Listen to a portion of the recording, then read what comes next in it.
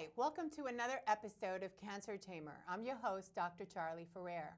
On a previous episode, we talked about fear, and we're going to continue these little discussions on the different phases of your treatment and your life.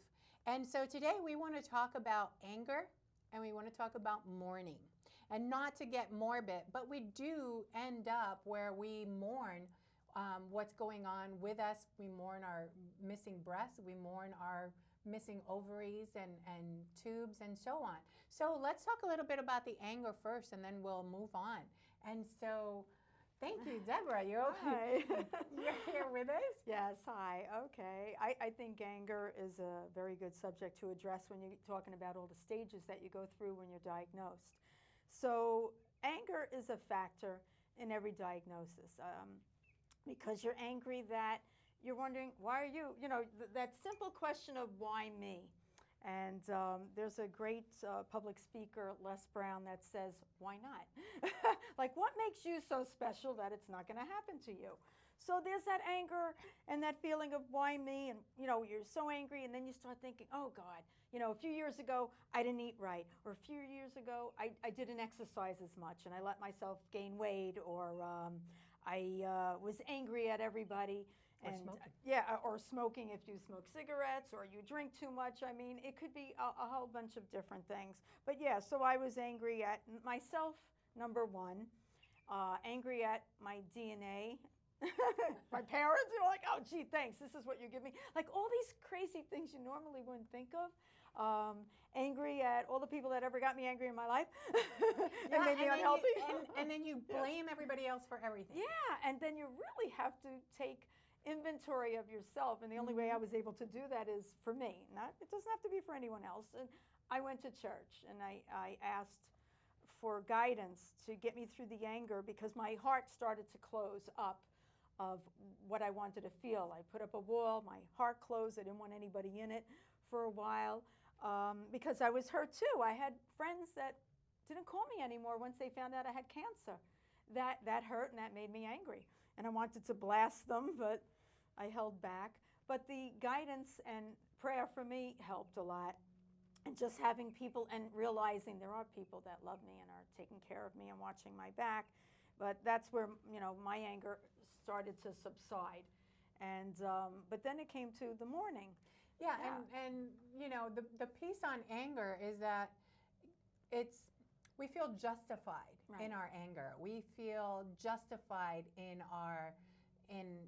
just lashing out at people. So what do you mean you understand? What do you mean, they are right. Yeah, and so sometimes we need to teach the people around us how we need them to speak with us. Because I always hate the part where somebody will say, oh, well, just cut off your breast. It's okay, you don't need it to survive. Then you'll be fine. Get it cut and it'll be fine. And it's not fine. I always want to just like slap those people upside the head and go, you have no idea what you're talking about. Especially, it's a very cavalier attitude for somebody who hasn't been diagnosed. Because, we've talked before about this situation where it is the part of, talking to people and saying, oh, well, yeah, do it because you have to, you have to survive. Well, maybe that's not the right course of treatment for you. And so, where does the anger come from? But we know where the anger comes from. It comes from fear, and we talked about that in a different episode. So instead of staying in that anger, let's make the anger constructive. Let's make it to where, okay, well, you're angry about having cancer. Well, what can you do about it? Because most people stop at the part of, well, there's nothing I can do about it. There's nothing about, they feel powerless. So you get to where you feel unempowered and vulnerable and so on. But yes, you can do something about your cancer. You can eat better, you can exercise, you can start, getting motivated. You can, the worst part about cancer is the fact that you get depressed and then you basically give up. Yes. And you can't do that. You have to think of other ways. Okay, so, you can get angry at God, you can get angry at your family, you can get angry at, whoever, my joke is when somebody says, "Oh, I'm so sorry you got cancer." I'm like, "Well, did you give it to me? Is it your fault? Did you give it to me? Take it back." We don't want it. Because it's not for you to be sorry about it. It's, but that's something that people, it's just the wording that we use. Yeah, they don't know what to say. And you don't know what to say. And I think the best part is just say, Charley, it sucks that you got it, or, I don't know what to say. Or a lot of people will say, I had cancer too. That's what I really and that's so feel amazing. Yes, that people open up. And I always believed, I talked about it from the beginning, cancer. I wanted it right there in front of me all the time because I didn't want to make believe that it wasn't there. Yeah, and it's not something that you need to hide out. It's not something you should be ashamed of. No. And so, using that anger, for me, I've heard people that will say, "God, why did you give me this?" Or "What's wrong with me?" Or "Why are you punishing me?" And so on and so forth. And I don't think that cancer has anything to do with punishment or anything else. I think that we do have a role for ourselves that we play into getting cancer. I think that if we don't exercise, we don't abuse our body, though. We abuse our body, we too. don't eat right, we don't exercise, we don't take care of ourselves, and that's our own responsibility. Just like with heart disease, we have a responsibility in that. So with that, if we are starting to take responsibility for having cancer or for contributing to it in some way, then that also gives us the power to be able to be responsible in our own way of getting better, getting healthier, dealing with it too. Dealing with this, being able to, overcome what's ahead. I think the part where, people will say, "Oh," and you brought it up as well, "Oh, well, it's a genetic thing and there's no way I can cure this," and so on. Well, I don't believe in that. Right, I can't blame you. My personal opinion is, at first, I did do that. "Oh, my God, it's in my genetics. Oh, my God, I have a CHEK2 gene that it means I'm going to get all these kinds of cancers." And yet, one of the things that brought me off the rafters was a friend of mine had sent me a piece from Bruce Lipton, who is an epigeneticist. Oh, is that the biologist? Yes, he's the biologist. And it's also a book, Biology of Belief, where he wrote a fantastic book on how to deal with cancer and where it comes from. And so it's the idea that just because it might be in our genes doesn't mean you're going to get it. That's true. You have to know that out there. It just means that you might be predisposed. It's just like when somebody says, "Oh, well, your mom or your dad were an alcoholic. That means you're going to be an alcoholic." It's like, no. That's not what it means. It means that you might be more susceptible. And randomly it might happen, but or it might not. Because you're not watching. You're not being conscientious. You're, so all this does is just make you more conscientious of what's happening with you, how you're going forward in your life, and then being able to be more conscientious of what you eat, how you exercise, what's your stress level, do you get enough sleep? Because I got to say, I'm guilty of the sleep thing. I'm not used to it. Like the little 3 o'clock in vampire. the morning, I'm still there.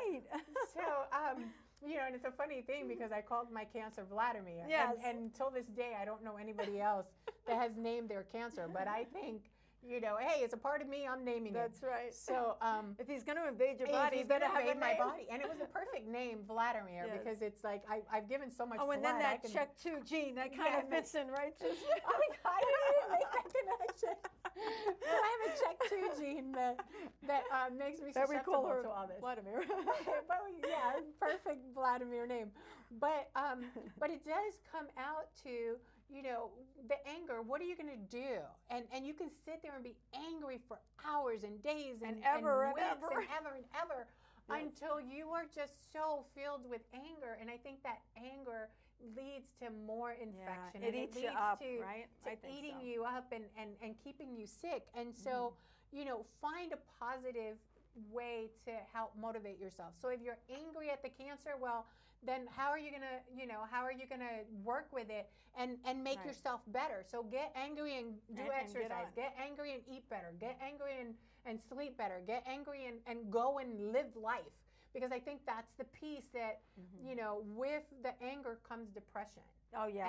And it that's the comes next thing that follows. Finds you inside, and that's so interwoven. Yeah. And you know, and that's unhealthy. With us, with people who have cancer or any kind of other chronic illness, you get to the part where you get depressed, and you know, it becomes the one thing after another thing after another thing, and this went bad, and that went bad, and that went bad, and that went bad, and on top of all of that, you got cancer, right? You know, and so it's just, you know, this rabbit thing, right? And it becomes very complicated. Yes. it's a very complicated situation. It's very complicated. And so then, you know, then from the anger comes your depression, and then it all just spirals into this horrible thing. You feel like this. I felt like I was drowning in this whirlpool. That's what I felt like. And it's one of those things where you might be happy, but somebody else who's a friend of yours that has cancer, they might be angry. And so they throw and they project. Right. And so you get all this projection. And it can be where, you know, even friends that don't have cancer or family members that don't have cancer, they get mad at you. Yeah, because you're angry. Now they're mad and they don't understand. And they don't understand it. And they're angry because you're not going to be there, or they're fearing right, you even not though being they there don't even for know them. that they feel that way. Exactly. You know? And so a lot of projection comes out. And so what really what I say to people is, okay, so be angry. So what are you going to do with that anger? Right. And so, you know, the big joke in my family is don't piss Charley off, because the minute that you do, she's going to do something. and my way of doing something is that I find a way to not make myself scared, to not be angry. And so, you know, part of that was creating Cancer Tamer. Right, that's you know, I was angry that I wasn't getting all the information that I wanted, that it wasn't available, that the only things that they were giving me as options were, you know, radiation and chemotherapy. And there's so much more treatment out there. And I'm much more holistic in my views. I mean, I'm not putting physicians down in any way. Because they save lives. We know that. We're not doctors. There's wonderful, there's wonderful treatment out there, and chemo and radiation works for some, not all. And so that's the piece of, you know, don't drink the Kool-Aid all the time. Right. You know, go out and search for what's available for you. So you might want to do chemo and radiation, and what other things can you do? Right, because you can do Reiki? Both. You can do a lot. Yes, you can do holistic.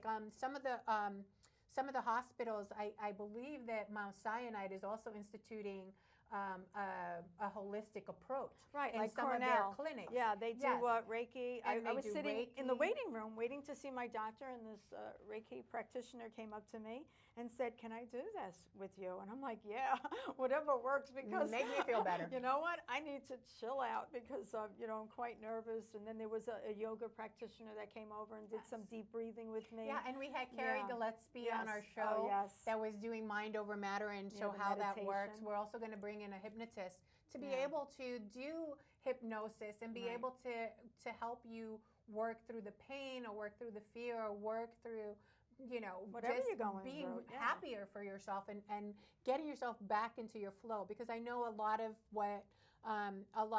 what goes on is that you don't feel like yourself anymore. You don't feel like the old you know. So my thing is, I always say, well, I have the post-cancer Charley and I have the pre-cancer Charley, and in between is where I am. Right. Well, you kind of reinvent yourself. You do I reinvent think that's what you yourself. have to do.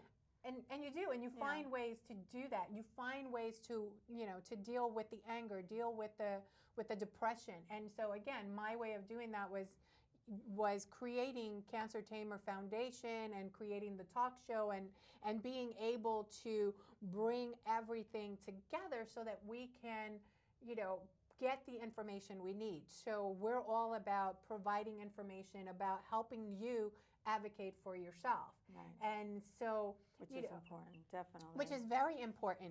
The other piece of anger is one of the things that you brought up, Deborah, which is why we're doing this show, because it's a wonderful part, is how do you mourn? Not that you died, but how do you mourn what you've lost? Right, and because that's we what have it is. lost so many things in our life. We've lost, you know, to just mention, we may have lost our breasts, we may have lost our hair, we lost our security, we've lost our ability to think we're immortal. And I know for a fact, I mean, me personally, you don't think about, oh, well, I'm going to die tomorrow. oh, I'm going to, I have this horrible disease and it's going to kill me sometime. We don't think about that. We don't think about our immortality or our mortality. And we just go about our day without even thinking about it. Without thinking about it. We don't stop and think, well, maybe today is my last day. Right. Maybe today is my last happiness. Maybe today is the end. We don't do that unless we hear the crazy guy on the corner standing on his soapbox going, the end is near. Or the reaper's knocking. I don't know. So we don't have that. But the unique thing about a cancer patient or somebody with a chronic illness that's going to eventually end in death is that we think about death all the time.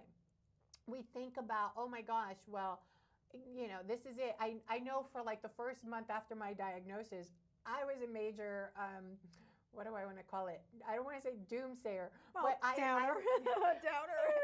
Not downer, but I was always talking about death. Yeah. And my whole thing, I mean, I even started a website called an expiration notice, and I really felt like, oh my gosh, I'm getting this expiration notice. And for like a month, a little bit over a month, it was all about, I cancer alone and expiration, and I got my expiration notice, and I'm going to die, and I'm going to die, and I'm going to die, and what am I going to do, and how am I going to do this, and let me fix my house so that my son doesn't have to go through I did spring cleaning, threw away tons of stuff, because I didn't want to have my son go through this by himself. And so then it became okay. Calm down kind of thing. So let me calm down. And then it became okay, well, I'm going to mourn. I'm going to mourn myself because, I'm allowing myself to be able to say bye to the old me. Yes, and now definitely. here's the new me. Right. And the old me is, pre-cancer Charley. And the old me also had, different breasts because I was much fuller. And the old me had bad habits. We all had bad habits. All of us did. And the old me also had this idea that I'd be around forever. I mean, I just took it for granted. Well, I think we all do. I mean, like young people always do. They never think, you're immortal. Yeah, you're immortal. And you kind of follow through for years and years, no matter how old you are, that you feel like, okay, I'm going to be around. I want to be around for, my kids to grow up. And I was like, okay, so like now I chalk that off, like, hey, yes, I've been around. They grew up okay and, whatever. But then you do start to think, that was my mindset too for months. Like, okay, when's the day? I always wanted to know when I was going to pass. And then when I finally got cancer, I was like, oh, I really don't want to know. And then I couldn't even make a decision. Well, do I want to be cremated or what? And I was so angry with myself because all I do is procrastinate. And I'm like, if I don't make my own, let you sit in the corner for a while. They'll throw me in a bag. At the East River, I like swimming. But you do go through all these things, and then you realize that person, like you said, you have to say goodbye to that person because that you're not that carefree, crazy, wild person that never thought about it. Now you're someone else. Doesn't mean you're someone that can't survive. You're still a survivor. You can work through many things, and now you get a chance to recreate yourself. Okay, there are still some things I still do, like I thought I was going to change.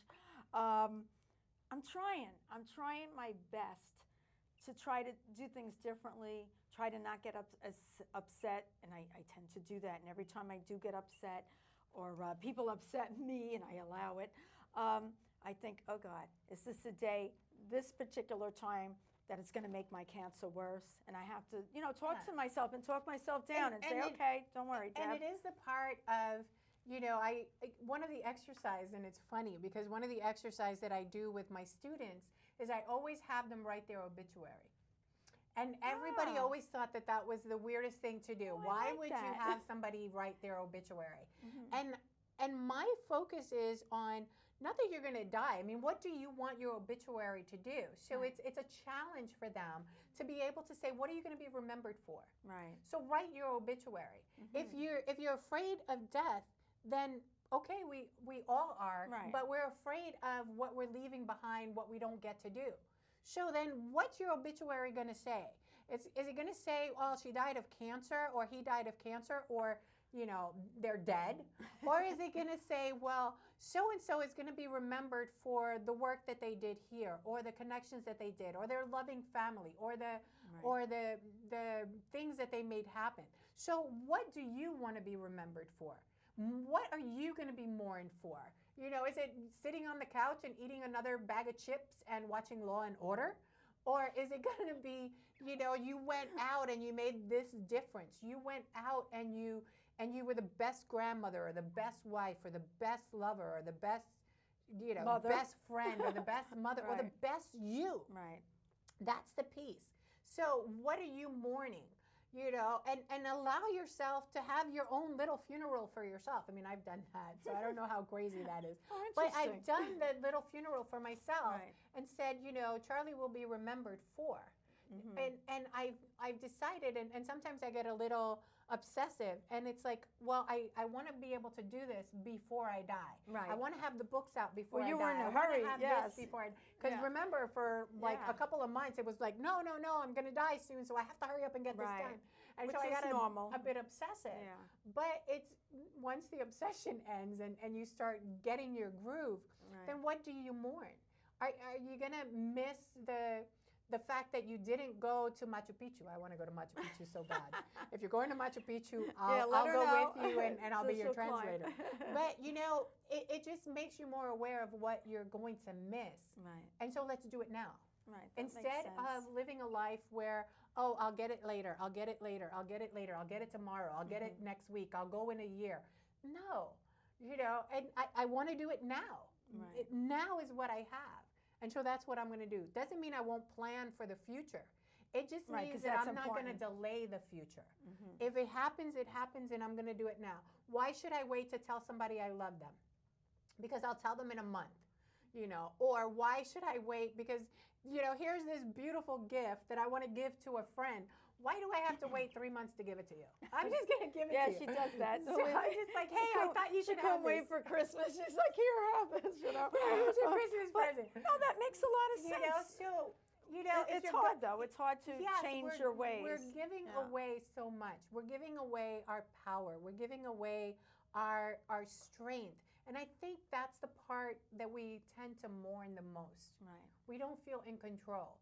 And so it's scary. And it's terrifying. Yeah. And so how to feel in control. Right. So, okay, so I'm going to mourn the fact that I didn't have like spiky hair. Well, hell, I'm getting this spiky hair. Or I'm going to mourn the fact that, and I guess mourn isn't just the word, but regret. A lot of regret. I don't want to live with regret. And then that's what you go through too, because I had some regrets about, okay, maybe I should have done this, or I should have said this, or could have been a better mother or daughter or whatever. You go through all these things and realize you're only human, and you do the best you could. If people don't like it, tough. And if that's you what I gotta say. does not give you the license to be a total, B word. Yeah.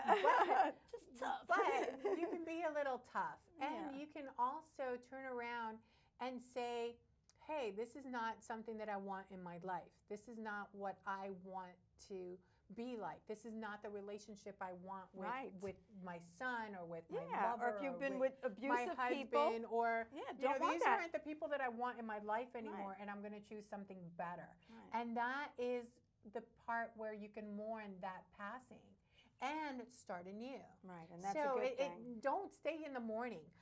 One of the things, and I wrote a great article which will be up on our website, cancertamer.org, about mourning your breasts. The one thing that I really regret or get upset with people is that they don't allow you to mourn your breasts, because they say, oh, well, you're here. But I'm here, but I'm different.